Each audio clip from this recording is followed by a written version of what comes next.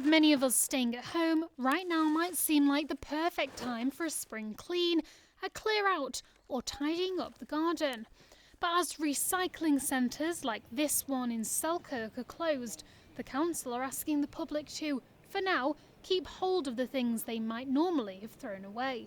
So we understand the frustrations of the site being closed, but unfortunately essential travel means that coming to a community recycling centre just doesn't fall within that bracket. We've been really lucky in the Borders through the support of our frontline staff and support from other services that have been trained up to support us as well. We've managed to keep our curbside recycling services and general waste and food waste services all fully running, which I think is just an amazing outcome really, given the situation.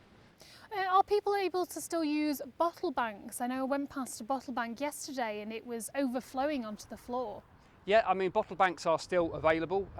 It's not without its challenges. A larger than normal amount of glass being presented, so our normal frequencies maybe aren't quite coping. Bear with us, and if the banks are full, maybe leave it to another time before they sort of get rid of their glass. The Borders public, as normal, have done a really good job, but we really like them to continue to use their curbside services to the best of their ability, make sure that they're recycling as much as they possibly can.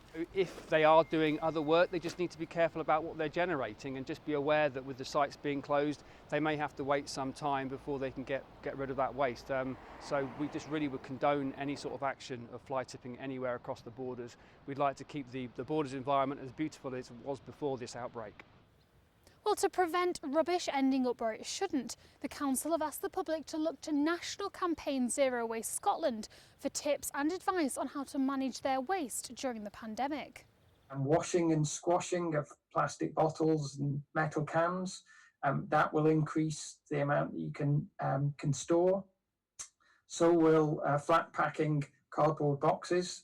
Also home composting for those that have gardens that are cutting the lawn or digging out weeds. So these are all materials that can be composted. So remember, these services will come back in time. So we want people to be aware and ready to utilise the services when they're able to do so again.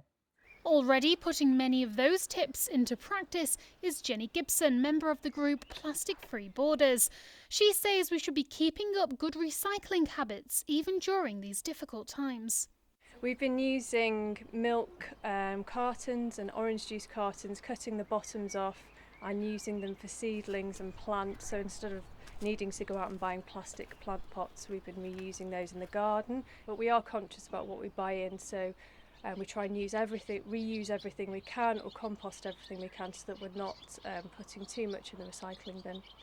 Putting off that DIY might seem a bit rubbish, but the council hope people can hold back until life is back to normal.